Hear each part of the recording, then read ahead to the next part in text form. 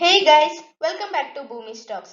ಈ ಒಂದು ವಿಡಿಯೋದಲ್ಲಿ ನಾನು BCom 5th semester income tax 1 ನಲ್ಲಿ chapter 1 basic concepts of income tax chapter ನ ಕಂಟಿನ್ಯೂ ಮಾಡ್ತಾ ಇದ್ದೀನಿ.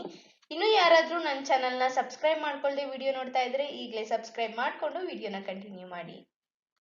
An assessee comments his business A 1/6/2021, B 14/10/2021, C 3/1/2022. Determine the assessment year and the previous year for concerned assessment year. ಇಲ್ಲಿ ಬಂದು previous year ಮತ್ತೆ assessment year ನ ಕಂಡುಹಿಡಿಯಿರಿ ಅಂತ ಹೇಳಿದ್ದಾರೆ. ಅದಕ್ಕೆ ಆನ್ಸರ್ ಬಂದು 1/6/2021 ನಲ್ಲಿ ಒಬ್ಬ ಬಿಸ್ನೆಸ್ ನ ಸ್ಟಾರ್ಟ್ ಮಾಡ್ತಾನೆ. ಅಲ್ಲಿಂದ ಹಿಡಿದು 31/3/2022 ತನಕ ಬಿಸ್ನೆಸ್ ರನ್ ಆಗುತ್ತೆ. ಫೈನಾನ್ಷಿಯಲ್ ಇಯರ್ ಬಂದು ಅಲ್ಲಿಗೆ ಎಂಡ್ ಆಗುತ್ತೆ ಅಲ್ವಾ. ಇದಿಷ್ಟು ಅವನ ಒಂದು ಫೈನಾನ್ಷಿಯಲ್ ಇಯರ್ ಆಗಿರುತ್ತೆ, ಅಂದ್ರೆ ಪ್ರೀವಿಯಸ್ ಇಯರ್ ಆಗಿರುತ್ತೆ. ನೆಕ್ಸ್ಟ್ 14/10/2021 ಟು 31/3/2022 ತನಕ ಅವ್ನ ಫೈನಾನ್ಷಿಯಲ್ ಇಯರ್ ಆಗಿರುತ್ತೆ ಬಿದು. ನೆಕ್ಸ್ಟ್ ಇದು ಪ್ರೀವಿಯಸ್ ಇಯರ್ ಆಗಿರುತ್ತೆ ಅಂಡ್ ಅಸೆಸ್ಮೆಂಟ್ ಇಯರ್ ನ ಕಂಡುಹಿಡಬೇಕು. ನೆಕ್ಸ್ಟ್ 3/1/2022 ಗೆ ಬಿಸ್ನೆಸ್ ಸ್ಟಾರ್ಟ್ ಮಾಡಿದ್ದಾನೆ. 31/3/2022 ಗೆ ಫೈನಾನ್ಷಿಯಲ್ ಇಯರ್ ಎಂಡ್ ಆಗುತ್ತೆ, ಅವನ ಅಕೌಂಟ್ಸ್ ಎಲ್ಲ ಕ್ಲೋಸ್ ಆಗುತ್ತೆ. ಇವಾಗ ಹೇಗಿದು ಯಾವ ಇಯರ್ ಅಲ್ಲಿ ಅವ್ನು ಇನ್ಕಮ್ ಟ್ಯಾಕ್ಸ್ ನ ಪೇ ಮಾಡಬೇಕು, ಫೈಲ್ ಮಾಡಬೇಕು ಅಂತ ನೋಡೋದಾದ್ರೆ 1st April 2023 ಇಂದ ಹಿಡಿದು 31/3/2024 ವರೆಗೂ ಅವನು ಇನ್ಕಮ್ ಟ್ಯಾಕ್ಸ್ ನ ಪೇ ಮಾಡಬಹುದು. ಬಿದು ಸೇಮ್ ಅಂಡ್ ಸಿದು ಸೇಮೇ ಬರುತ್ತೆ. ಇದನ್ನ ಡಿಟರ್ಮಿನ್ ಮಾಡಿ ಅಂತ ಹೇಳಿ ಒಂದು 2 ಮಾರ್ಕ್ಸ್ ಈ ಕ್ವಶನ್ ಅನ್ನು ಕೊಡೋ ಸಾಧ್ಯತೆ ಇದೆ. ನೆಕ್ಸ್ಟ್ ಬಂದು format for computing total taxable income. ಈ ಫಾರ್ಮೆಟ್ ನ ಸ್ವಲ್ಪ ನೆನಪಲ್ಲಿ ಇಟ್ಕೊಂಡ್ರೆ ಪ್ರಾಬ್ಲಮ್ ಸಾಲ್ವ್ ಮಾಡ್ಬೇಕಾದ್ರೆ ನಮ್ಗೆ ಈಸಿ ಆಗುತ್ತೆ. First total income from salaries, house property, business, capital gains, other sources ಇದನ್ನೆಲ್ಲ ತಗೋತೀವಿ. ಇವುಗಳನ್ನೆಲ್ಲ ಆಡ್ ಮಾಡಿದ್ರೆ ನಮ್ಗೆ ಗ್ರಾಸ್ ಟೋಟಲ್ ಇನ್ಕಮ್ ಸಿಗುತ್ತೆ. ಅದಕ್ಕೆ ಕ್ಯಾಶುಯಲ್ ಇನ್ಕಮ್ ನ ಆಡ್ ಮಾಡಬೇಕು. ಗ್ರಾಸ್ ಟೋಟಲ್ ಇನ್ಕಮ್ ಗೆ ಕ್ಯಾಶುಯಲ್ ಇನ್ಕಮ್ ನ ಆಡ್ ಮಾಡಬೇಕು. And long term capital gains ಇದ್ರೆ long term capital gain are listed equities ಇದ್ರೆ, ಶಾರ್ಟ್ ಟರ್ಮ್ ಕ್ಯಾಪಿಟಲ್ ಗೇನ್ಸ್ ಇದ್ರೆ, ಡೀಮ್ಡ್ ಇನ್ಕಮ್ಸ್ ಇದ್ರೆ ಅದನ್ನೆಲ್ಲ ಆಡ್ ಮಾಡ್ಕೊಂಡು ಹೋಗ್ತೀವಿ. ಅದಾದ್ಮೇಲೆ ಟೋಟಲ್ ಟ್ಯಾಕ್ಸಿಬಲ್ ಇನ್ಕಮ್ ಅಥವಾ ನೆಟ್ ಇನ್ಕಮ್ ಬಂದು ನಮ್ಗೆ ಸಿಗುತ್ತೆ. ಇದಿಷ್ಟು format for computing total taxable income. Next one ಬಂದು format for calculating tax liability. Tax ಲಯಬಿಲಿಟಿನ calculate ಮಾಡೋದಕ್ಕೆ ಅದಕ್ಕೆ ಆದ ಫಾರ್ಮೆಟ್ ಇದೆ. First tax on casual income at 30%, tax on unexplained cash credit investments, money and expenditure at 30%, tax on LTCG at 20%, tax on STCG on listed equity shares at 15%, tax on LTCG on the listed equity shares in excess of 1 lakh at 10%, tax on other taxable income at slab rates. ಅದಾದ್ಮೇಲೆ ನಮಗೆ total tax ಸಿಗುತ್ತೆ. Total tax ಇಂದ less rebate if applicable. ಅದೇನಾದ್ರು rebate system applicable ಆಗಿದ್ರೆ ನಾವು ಒಂದು rebate system ನ calculate ಮಾಡಬೇಕು, ಲೆಸ್ ಮಾಡಬೇಕು. ಅದಾದ್ಮೇಲೆ ಟೋಟಲ್ ಟ್ಯಾಕ್ಸ್ ಸಿಗುತ್ತೆ ನಮ್ಗೆ. ಅದಕ್ಕೆ add surcharge if applicable and add health and education cess 4%. ಅದಾದ್ಮೇಲೆ ಮತ್ತೆ ಟೋಟಲ್ ಟ್ಯಾಕ್ಸ್ ಸಿಗುತ್ತೆ. ಮತ್ತೆ ಇಂಟ್ರೆಸ್ಟ್ ಆನ್ ಪೆನಾಲ್ಟಿನ ಆಡ್ ಮಾಡ್ತೀವಿ. ಅದರಿಂದ tax paid on self assessment, advanced income tax paid, tax deducted at source ಬಂದು ಲೆಸ್ ಮಾಡ್ತೀವಿ. ನೆಕ್ಸ್ಟ್ ಟ್ಯಾಕ್ಸ್ ಪೇಯಬಲ್ ಅಥವಾ tax refundable ನಮ್ಗೆ ಆನ್ಸರ್ ಸಿಗ್ತಾ ಹೋಗುತ್ತೆ. ಇದು ಬಂದು format for calculating tax liability. Next ಬಂದು ಈ ಓಲ್ಡ್ ಸ್ಲ್ಯಾಬ್ ರೇಟ್ಸ್ ಮತ್ತೆ ನ್ಯೂ ಸ್ಲ್ಯಾಬ್ ರೇಟ್ಸ್ ಅಂತ ಇಲ್ಲಿ ನೀವು ಸ್ಕ್ರೀನ್ ಮೇಲೆ ನೋಡ್ತಾ ಇದ್ದೀರಾ. ಈ ಓಲ್ಡ್ ಅನ್ನ ಬಂದು ಎಕ್ಸಿಸ್ಟಿಂಗ್ ಟ್ಯಾಕ್ಸ್ ರೇಟ್ಸ್ ಅಂತ ಹೇಳಿ ಕರೀತಾರೆ. ನ್ಯೂ ಅನ್ನೋದನ್ನ ಆಲ್ಟರ್ನೇಟಿವ್ ಟ್ಯಾಕ್ಸ್ ಸ್ಲ್ಯಾಬ್ಸ್ ಅಂತ ಹೇಳಿ ಕರಿತೀವಿ. ನಾವು ಪ್ರಾಬ್ಲಮ್ ಸಾಲ್ವ್ ಮಾಡ್ಬೇಕಾದ್ರೆ ಎಕ್ಸಿಸ್ಟಿಂಗ್ ಮೇಲೂ ನಾವು ಪ್ರಾಬ್ಲಮ್ ಸಾಲ್ವ್ ಮಾಡಬೇಕು ಅಂಡ್ ನ್ಯೂ ಟ್ಯಾಕ್ಸ್ ಸ್ಲ್ಯಾಬ್ಸ್ ಮೇಲೂ ನಾವು ಪ್ರಾಬ್ಲಮ್ ನ ಸಾಲ್ವ್ ಮಾಡಬೇಕು. ಇಲ್ಲಿ ಕಂಡೀಷನ್ಸ್ ನೋಡೋದಾದ್ರೆ ಅಪ್ ಟು 2,50,000 ಬಂದು ನಿಲ್. ಆಲ್ಟರ್ನೇಟಿವ್ಗೂ ಅಷ್ಟೇ, ಒಂದು ಎಕ್ಸಿಸ್ಟಿಂಗ್ ಟ್ಯಾಕ್ಸ್ ರಿಜಿಮ್ಗೂ ನಿಲ್ ಆಗಿ ಇರುತ್ತೆ.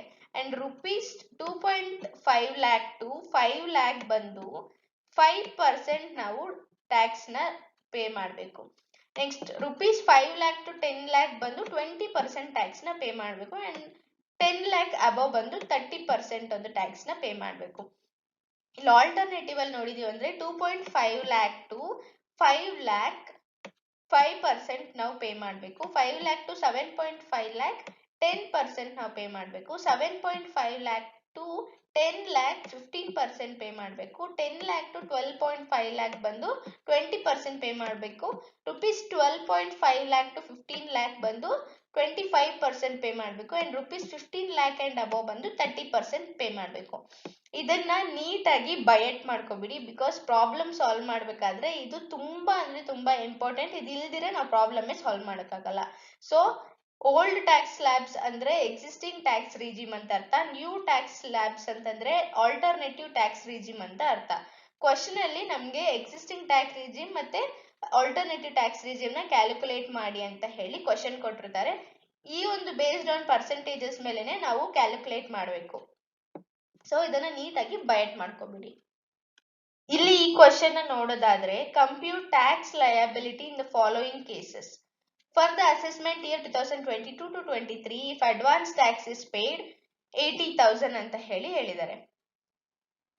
ಅಡ್ವಾನ್ಸ್ ಟ್ಯಾಕ್ಸ್ ಬಂದು 80,000 ಅಂತ ಅವ್ರ ಕ್ವಶನ್ ಅಲ್ಲಿ ಕೊಟ್ಟಿದ್ದಾರೆ. ಅಂಡ್ ಫಸ್ಟ್ ರೂಲ್ ಏನು, if total income of mister P is 3,40,000 and 47 years. If total income of Mr. M is 12,80,000, he is 45 years old. And if total income of Mr. G is 10,28,200 and he is 75 years old. Fourth one bandu, if total income of Mr. R is 18 lakh and he is 85 years old. ಇದನ್ನ ಇಟ್ಕೊಂಡು ನಾವು existing tax ಎಷ್ಟು pay ಮಾಡಬೇಕು, ಅವರು alternative tax ಅಲ್ಲಿ ಎಷ್ಟು percent tax ನ pay ಮಾಡಬೇಕು ಅನ್ನೋದನ್ನ ಕಂಡು ಹಿಡಿತೀವಿ.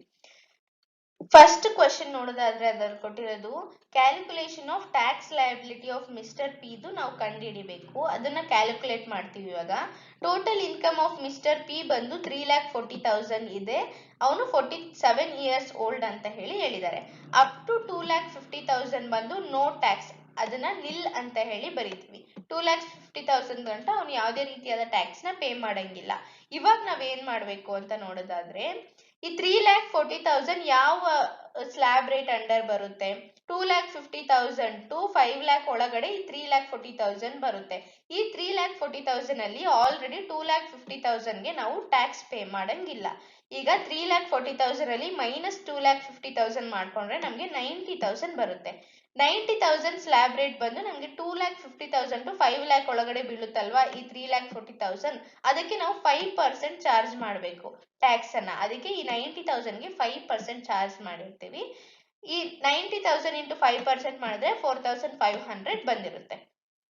ನೆಕ್ಸ್ಟ್ ಬಂದು ಲೆಸ್ ಟ್ಯಾಕ್ಸ್ ರಿಬೇಟ್. ಅಂದ್ರೆ ಈ ರಿಬೇಟ್ ಯಾಕೆ ಬರುತ್ತೆ ಅಂತಂದ್ರೆ, ಇಫ್ ಈ ಎಕ್ಸಿಸ್ಟಿಂಗ್ ಟ್ಯಾಕ್ಸ್ ಮತ್ತೆ ಆಲ್ಟರ್ನೇಟಿವ್ ಟ್ಯಾಕ್ಸ್ ಬಂದು ತುಂಬಾ ಕಡಿಮೆ ಅಮೌಂಟ್ ಇದ್ರೆ ಅದಕ್ಕೆ ಈ ರಿಬೇಟ್ ಸಿಸ್ಟಮ್ ಬಂದು ಅಪ್ಲಿಕಬಲ್ ಆಗುತ್ತೆ. 10,000 ಒಳಗಡೆ ಅಥವಾ 5,000 ಒಳಗಡೆ ಇದ್ರೆ ಈ ಒಂದು ರಿಬೇಟ್ ಅಂಡರ್ ಸೆಕ್ಷನ್ 87A ಬಂದು ಅಪ್ಲಿಕಬಲ್ ಆಗುತ್ತೆ. ಇದಕ್ಕೆ 2 ಕಂಡೀಷನ್ ಇದೆ. ಆ ಕಂಡೀಷನ್ಸ್ ಏನು ಅಂತ ನೋಡೋದಾದ್ರೆ, 100% income tax and 12,500 which ever is less ಅಂತ. ಇವಾಗ 4,500 ಇನ್ಕಮ್ ಟ್ಯಾಕ್ಸ್ ಅವರು ಪೇ ಮಾಡ್ಬೇಕು. ಎಕ್ಸಿಸ್ಟಿಂಗ್ ಅಲ್ಲೂ ಅಷ್ಟೇ, ಆಲ್ಟರ್ನೇಟಿವ್ ಅಲ್ಲೂ ಅಷ್ಟೇ. 4,500 ಇಂಟು 100% ಮಾಡಿದಾಗ 4,500 ಬರುತ್ತೆ. ಆಗ ಈ 12,500 ಬಂದು ಇದು ರೂಲ್, ಯಾವುದೇ ರೀತಿಯಾದ ಕ್ಯಾಲ್ಕುಲೇಷನ್ ಅಲ್ಲ, ಇದು ರೂಲ್ 12,500. ಅದನ್ನ ನಾವಿಲ್ಲಿ ಬರ್ಕೋತೀವಿ. ಇವಾಗ ಈ 4,500 ಅಲ್ಲಿ ಅಂಡ್ 12,500 ಅಲ್ಲಿ ಯಾವ್ದು ಕಡಿಮೆ ಇದೆ? WEL ಅಂದ್ರೆ ವಿಚ್ ಎವರ್ ಇಸ್ ಲೆಸ್ ಅಂತ. ಯಾವ್ದು ಕಡಿಮೆ ಇದೆ ಅನ್ನೋದಾದ್ರೆ 4,500 ಕಡಿಮೆ ಇದೆ. ಆ 4,500 ನ ನಾವು ಇಲ್ಲಿ ಬರ್ಕೋತೀವಿ. ಅದು ಮೈನಸ್ ಮಾಡ್ಬೇಕು. ಇಲ್ಲಿ ನಾನು ಬ್ರಾಕೆಟ್ ಹಾಕಿದ್ದೀನಲ್ಲ, ಯಾಕೆ ಬ್ರಾಕೆಟ್ ಹಾಕಿದ್ದೀನಿ ಅಂತಂದ್ರೆ 4,500 ಬಂದು ಲೆಸ್ ಮಾಡ್ಕೋಬೇಕು ಅಂತ ಹೇಳಿ. ಈಗ ಟ್ಯಾಕ್ಸ್ ಲಯಬಿಲಿಟಿ ನೆಕ್ಸ್ಟ್ ಏನ್ ಬರುತ್ತೆ? ಟ್ಯಾಕ್ಸ್ ಲಯಬಿಲಿಟಿ ಬರುತ್ತೆ. ಅದು ನಿಲ್ ಆಗಿರುತ್ತೆ. ಈಗ ಈ 4,500 ಅಲ್ಲಿ ಈ 4,500 ಹೋದ್ರೆ 0 ಬರುತ್ತಲ್ಲ, 0 ಬದಲು ನಾವು ನಿಲ್ ಬರ್ಕೋತೀವಿ. Next less tax advance tax. ಈಗ ಕ್ವಶನ್ ಅಲ್ಲಿ ಅಡ್ವಾನ್ಸ್ ಟ್ಯಾಕ್ಸ್ ಬಂದು 80,000 ಅಂತ ಹೇಳಿ ಅವ್ರು ಹೇಳಿದ್ದಾರೆ. ಸೊ 80,000 ಮೈನಸ್ 80,000 ಮಾಡಿದ್ರೆ 0 ನಿಲ್ ಆಗಿ ಇರುತ್ತೆ. ಇದು calculation of tax liability of mister P ಅಂತ ಹೇಳಿ ಹೇಳ್ಬೋದು. ನೆಕ್ಸ್ಟ್ ಒನ್ ಬಂದು second one, calculation of tax liability on mister M existing tax method ನಾವು ಫಸ್ಟ್ ಮಾಡಬೇಕು. ಅಲ್ಲಿ ನೋಡೋದಾದ್ರೆ ಅಮೌಂಟ್ ತುಂಬಾ ಕಡಿಮೆ ಇತ್ತು, ಅದರಿಂದ ನಾವು ಎಕ್ಸಿಸ್ಟಿಂಗ್ ಮತ್ತೆ ಆಲ್ಟರ್ನೇಟಿವ್ ಎರಡನ್ನೂ ಒಟ್ಟಿಗೆ ಮಾಡ್ಬಿಟ್ವಿ ಫಸ್ಟ್ ಪರ್ಸನ್ ಇದ್ರಲ್ಲಿ. ಈಗ ಬಂದು ಅಮೌಂಟ್ ಸ್ವಲ್ಪ ಜಾಸ್ತಿ ಇದೆ, ಅದಕ್ಕೋಸ್ಕರ ಎಕ್ಸಿಸ್ಟಿಂಗ್ ಟ್ಯಾಕ್ಸ್ ಮತ್ತೆ ಆಲ್ಟರ್ನೇಟಿವ್ ಟ್ಯಾಕ್ಸ್ ಬಂದು ಸಪ್ರೇಟ್ 2 ಟೇಬಲ್ಸ್ ಹಾಕಿ ನಾವು ಮಾಡ್ಕೊಂಡು ಹೋಗ್ತೀವಿ. ಇಲ್ಲಿ ಸೇಮ್ ಎಲ್ಲ ಒಂದು ಪ್ರೊಸೀಜರ್ ಎಲ್ಲ ಸೇಮ್, ಬಟ್ ನಾವು ಅದನ್ನ ಅಮೌಂಟ್ ನ ಅಲಾಟ್ ಮಾಡುವಂತಹ ಪ್ರೊಸೀಜರ್ ಚೇಂಜ್ ಆಗ್ತಾ ಬರುತ್ತೆ. ಎಕ್ಸಿಸ್ಟಿಂಗ್ ಟ್ಯಾಕ್ಸ್ ಮೆಥಡ್ ಅಲ್ಲಿ total income of mister M is 45 years and 12,80,000 ಬಂದು ಅವ್ನ ಟೋಟಲ್ ಇನ್ಕಮ್. ಅಪ್ ಟು 12,80,000 ಅಲ್ಲಿ ಅಪ್ ಟು 2,50,000 ಬಂದು ಅವ್ನಿಗೆ ಏನಾಗಿದೆ, ಒಂದು ಅಪ್ ಟು 2,50,000 ಅವನಿಗೆ ನಿಲ್ ಆಗಿದೆ. ಈಗ 12,80,000ಗೆ ಯಾವ ಅಂಡರ್ ಸ್ಲ್ಯಾಬ್ ರೇಟ್ ಅಲ್ಲಿ ಬೀಳುತ್ತೆ ಅಂತ ನೋಡೋದಾದ್ರೆ 10 lakh and above existing tax regime ಅಲ್ಲಿ 10 lakh ಅಂಡ್ ಅಬವ್ಗೆ 30% ನಾವು ಚಾರ್ಜ್ ಮಾಡ್ಬೇಕಲ್ಲ, ಆ ಒಂದು ಟ್ಯಾಕ್ಸ್ ಸ್ಲ್ಯಾಬ್ ಅಲ್ಲಿ ಬೀಳುತ್ತೆ. ಅಲ್ಲಿ ತನಕ ನಾವು ಈ ಒಂದು ಕ್ಯಾಲ್ಕುಲೇಷನ್ ಮುಂದುವರಿಸ್ಕೊಂಡೇ ಹೋಗ್ಬೇಕು. ಈಗ 12,80,000 ಅಲ್ಲಿ 2,50,000 ಹೋದ್ರೆ 10,30,000 ಇರುತ್ತೆ. ಈ 10,30,000 ಅಲ್ಲಿ 2,50,000 to 5 lakh 5% ನಾವು ಟ್ಯಾಕ್ಸ್ ರೇಟ್ ನ ಕೊಡಬೇಕು. 2,50,000 to 5 lakh ಬಂದು 2,50,000 ಡಿಫ್ರೆನ್ಸ್ ಬರುತ್ತೆ. ಇಂಟು 5% ಕೊಟ್ಟಾಗ 12,500 ಬರುತ್ತೆ. ಅಂಡ್ ನೆಕ್ಸ್ಟ್ ನಾವ್ ಏನ್ ಮಾಡ್ತೀವಿ ಅಂತಂದ್ರೆ ಈ 10,30,000 ಇದೆ ಅಲ್ಲ, ಈ 10,30,000 ಅಲ್ಲಿ ಮೈನಸ್ 2,50,000 ಮಾಡ್ತೀವಿ. ಯಾಕೆ 2,50,000 ಮಾಡ್ತೀವಿ? ಇಲ್ಲಿ 2,50,000ಗೆ ಆಲ್ರೆಡಿ ನಾವು 5% ಚಾರ್ಜ್ ಅನ್ನ ಕೊಟ್ಟಿದೀವಿ. ಈಗ ಈ 10,30,000 ಅಲ್ಲಿ 2,50,000 ಹೋದ್ರೆ 7,80,000 ಇರುತ್ತೆ. ಈ 7,80,000 ಅಲ್ಲಿ 5 lakh to 10 lakh ಬಂದು 20% ಟ್ಯಾಕ್ಸ್ ರೇಟ್ ಕೊಡ್ಬೇಕು. 5 lakh to 10 lakh ಎಷ್ಟು ಡಿಫ್ರೆನ್ಸ್ ಇದೆ? 5 lakh ಡಿಫ್ರೆನ್ಸ್ ಇದೆ. ಅದಕ್ಕೆ 20% ನಾವು ಚಾರ್ಜ್ ಮಾಡ್ತೀವಿ, ಅದು 1 lakh ಆಗುತ್ತೆ. ನೆಕ್ಸ್ಟ್ ಏನ್ ಮಾಡ್ಬೇಕು ಅಂದ್ರೆ ಈ 7,80,000 ಅಲ್ಲಿ ಮೈನಸ್ 5 lakh ಮಾಡಿದ್ರೆ 2,80,000 ಬರುತ್ತೆ. ಈ 10 lakh ಅಂಡ್ ಅಬವ್ಗೆ 30% ನಾವು ಚಾರ್ಜ್ ಮಾಡ್ಬೇಕು. ಈ 2,80,000ಗೆ ಏನ್ ಮಾಡ್ತೀವಿ, 30% ಚಾರ್ಜ್ ಮಾಡ್ತೀವಿ, ಅವಾಗ 84,000 ಬರುತ್ತೆ. ನೆಕ್ಸ್ಟ್ ಟೋಟಲ್ ಟ್ಯಾಕ್ಸ್ ಎಷ್ಟು? ಇದನ್ನೆಲ್ಲ ಆಡ್ ಮಾಡಿದ್ರೆ ನಮ್ಗೆ ಟೋಟಲ್ ಟ್ಯಾಕ್ಸ್ ಸಿಗುತ್ತೆ, ಅದು 1,96,500. ಅದಕ್ಕೆ add health and education cess ಇದನ್ನ ಆಡ್ ಮಾಡ್ಲೇಬೇಕು ಕಂಪಲ್ಸರಿ. ಆಡ್ ಮಾಡಿದಾಗ ಎಷ್ಟು ಬರುತ್ತೆ ಅಂದ್ರೆ 4% ಆಡ್ ಮಾಡ್ಬೇಕು ನಾವು. 1,96,500 ಇಂಟು 4% ಮಾಡಿದಾಗ 7,860 ಬರುತ್ತೆ. ಇವೆರಡನ್ನು ಆಡ್ ಮಾಡಿದಾಗ 1,96,500 ಪ್ಲಸ್ 7,860 ಆಡ್ ಮಾಡಿದಾಗ ಗ್ರಾಸ್ ಟ್ಯಾಕ್ಸ್ ಲಯಬಿಲಿಟಿ ಬರುತ್ತೆ. ಅದೆಷ್ಟು? 2,04,360 rupees ಬರುತ್ತೆ. ಇದರಲ್ಲಿ less advance tax paid. Advance tax paid ಬಂದು ಕ್ವಶನ್ ಅಲ್ಲಿ ಕೊಟ್ಟಿದ್ದಾರೆ 80,000 ಅಂತ, ಅದನ್ನ ಲೆಸ್ ಮಾಡ್ಬೇಕು ನಾವು. ಅದನ್ನ ಲೆಸ್ ಮಾಡಿದಾಗ ಏನಾಗುತ್ತೆ, ಈ 2,04,360 ಮೈನಸ್ 80,000 ಮಾಡಿದಾಗ 1,21,360 ಉಳಿದಿರುತ್ತೆ. ಇದು ನೆಟ್ ಟ್ಯಾಕ್ಸ್ ಲಯಬಿಲಿಟಿ ಅಂತ ಹೇಳಿ ಕನ್ಸಿಡರ್ ಮಾಡ್ತೀವಿ. ನೆಕ್ಸ್ಟ್ ಬಂದು ಈಗ ಎಕ್ಸಿಸ್ಟಿಂಗ್ ಟ್ಯಾಕ್ಸ್ ಮೆಥಡ್ ಕ್ಯಾಲ್ಕುಲೇಟ್ ಮಾಡಿದ್ದಾಯ್ತು. ಆಲ್ಟರ್ನೇಟಿವ್ ಟ್ಯಾಕ್ಸ್ ಮೆಥಡ್ ನ ನಾವು ಇವಾಗ ಕ್ಯಾಲ್ಕುಲೇಟ್ ಮಾಡಬೇಕು. ಮಿಸ್ಟರ್ ಎಂ ಅವ್ರದ್ದು total income of mister M ಬಂದು 12,18,000, ಅದರಲ್ಲಿ ಅಪ್ ಟು 2,50,000 ಬಂದು ನಿಲ್. ಈಗ 12,80,000 ಯಾವ ಸ್ಲ್ಯಾಬ್ ಅಂಡರ್ ಬರುತ್ತೆ ಅಂತ ನೋಡೋದಾದ್ರೆ 12,50,000 to 15 lakh ಆ ಸ್ಲ್ಯಾಬ್ ರೇಟ್ ಅಲ್ಲಿ ಬರುತ್ತೆ. ಅದಕ್ಕೆ 25% ನಾವು ಕೊಡ್ಬೇಕಾಗುತ್ತೆ ಟ್ಯಾಕ್ಸ್. ನೀವು ಆ ಟ್ಯಾಕ್ಸ್ ಟೇಬಲ್ ನ ನೋಡಿದ್ರೆ ಗೊತ್ತಾಗುತ್ತೆ ನಿಮ್ಗೆ. ಇವಾಗ ಏನು ಅಂತಂದ್ರೆ ಈ 12,80,000 ಅಲ್ಲಿ 2,50,000 ನ ಮೈನಸ್ ಮಾಡಿದ್ರೆ 10,30,000 ಇರುತ್ತೆ. ಇದು 2,50,000 to 5 lakh ಒಳಗಡೆ 5% ಕೊಡ್ಬೇಕು. 2,50,000 to 5 lakh ಬಂದು 2,50,000 ಡಿಫ್ರೆನ್ಸ್ ಬರುತ್ತೆ. ಅದಕ್ಕೆ 5% ಇಂಟ್ರೆಸ್ಟ್ ಕೊಟ್ರೆ ಅಂದ್ರೆ ಟ್ಯಾಕ್ಸ್ ಕೊಟ್ರೆ 12,500 ಆಗುತ್ತೆ. ನೆಕ್ಸ್ಟ್ ಈ 10,30,000 ಅಲ್ಲಿ 2,50,000ಗೆ ನಾವು ಇಲ್ಲಿ ಟ್ಯಾಕ್ಸ್ ಕೊಟ್ಬಿಟ್ವಿ. ಆ 2,50,000 ಮೈನಸ್ ಮಾಡಿದ್ರೆ 7,80,000 ಬರುತ್ತೆ. ಈ 7,80,000ಗೆಲ್ಲಿ 5 lakh to 7,50,000 ಬಂದು 10% ನಾವು ಚಾರ್ಜ್ ಮಾಡ್ಬೇಕಾಗುತ್ತೆ. ಈ 5 lakh to 7,50,000 ಬಂದು 2,50,000 ಡಿಫ್ರೆನ್ಸ್ ಇದೆ. ಅದಕ್ಕೆ 10% ನಾವು ಚಾರ್ಜ್ ಮಾಡಿದ್ರೆ ಟ್ಯಾಕ್ಸ್ ನ 25,000 ಬರುತ್ತೆ. ನೆಕ್ಸ್ಟ್ ಇಲ್ಲಿ 7,80,000 ಅಲ್ಲಿ 2,50,000ಗೆ ನಾವು ಆಲ್ರೆಡಿ ಟ್ಯಾಕ್ಸ್ ಚಾರ್ಜ್ ಮಾಡಿದ್ವಿ, ಅದನ್ನ ಡಿಡಕ್ಟ್ ಮಾಡಿದ್ರೆ 5,30,000 ಬರುತ್ತೆ. ನೆಕ್ಸ್ಟ್ 7,50,000 to 10 lakh ಬಂದು 15% ಟ್ಯಾಕ್ಸ್ ಚಾರ್ಜ್ ಮಾಡಬೇಕು. 7,50,000 to 10 lakh ಬಂದು 2,50,000 ಇರುತ್ತೆ. ಇಂಟು 15% ಮಾಡಿದ್ರೆ 37,500 ಉಳಿದಿರುತ್ತೆ. ನೆಕ್ಸ್ಟ್ ಬಂದು ಈ 5,30,000 ಅಲ್ಲಿ ನಾವು ಆಲ್ರೆಡಿ 2,50,000ಗೆ 15% ಚಾರ್ಜ್ ಮಾಡಿರ್ತೀವಿ, ಅದನ್ನ ಡಿಡಕ್ಟ್ ಮಾಡಿದಾಗ ಇನ್ನು 2,80,000ಗೆ ಟ್ಯಾಕ್ಸ್ ಕೊಡಬೇಕಾಗುತ್ತೆ. 10 lakh to 12,50,000 ಬಂದು 20% ಚಾರ್ಜ್ ಮಾಡಬೇಕಾಗುತ್ತೆ. ಈ 10 lakh to 12,50,000ಗೆ 2,50,000 ಬಂದು ಡಿಫ್ರೆನ್ಸ್ ಬರುತ್ತೆ, ಅದಕ್ಕೆ 20% ಚಾರ್ಜ್ ಮಾಡಬೇಕಾಗುತ್ತೆ ಟ್ಯಾಕ್ಸ್ನ, ಅದು 50,000 ಆಗುತ್ತೆ.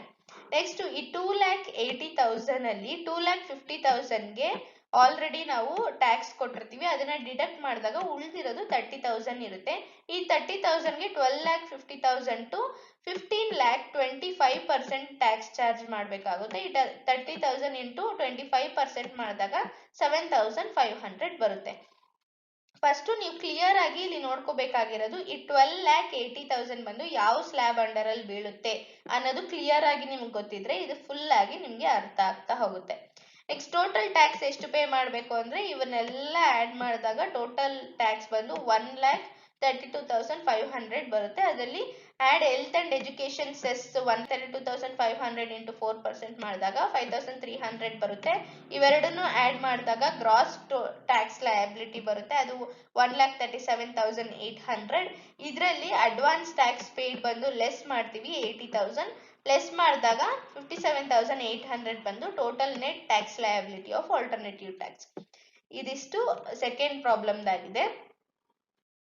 ನೆಕ್ಸ್ಟ್ ಅದೇ ತರ ಥರ್ಡ್ ಪರ್ಸನ್ ನೋಡೋದಾದ್ರೆ calculation of tax liability of mister G, existing tax method ಇದು. ಎಕ್ಸಿಸ್ಟಿಂಗ್ ಟ್ಯಾಕ್ಸ್ ಮೆಥಡ್ ಅಲ್ಲಿ ಅವ್ನ ಟೋಟಲ್ ಇನ್ಕಮ್ ಬಂದು 10,28,200 ಆಗಿದೆ, ಅವ್ನಿಗೆ 75 ಇಯರ್ಸ್ ಓಲ್ಡ್ ಇದೆ.